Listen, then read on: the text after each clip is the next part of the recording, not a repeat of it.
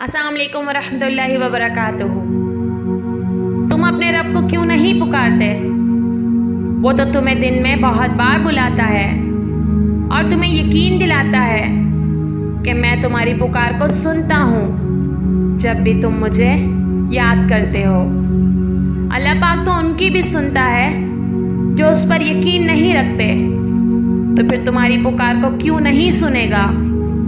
कोई इंसान कितना ही गुनाहगार क्यों ना हो जाए, अल्लाह पाक उसके लिए दुआ का रास्ता और रिस्क का दरवाज़ा कभी बंद नहीं करता, क्योंकि हमारा रब बहुत अजीम और गफूर और रहीम है।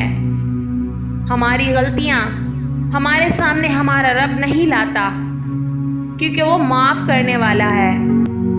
वो तो गुनाहों को सवाब में बदल देता है, क्योंकि वो सिर्फ अल्लाह है।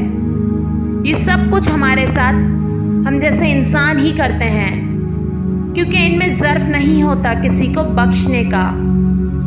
मेरा रब तो वो है जो मशरिक़ वालों को देखता है तो मगरिब वालों को नहीं भूलता, जो आसमानों का निज़ाम चलाते हुए ज़मीन का निज़ाम चलाना नहीं भूलता, जो रात के अंधेरों में सजदा करने वालों को देखता है तो बुराई की महफिलों से गाफिल नहीं रहता।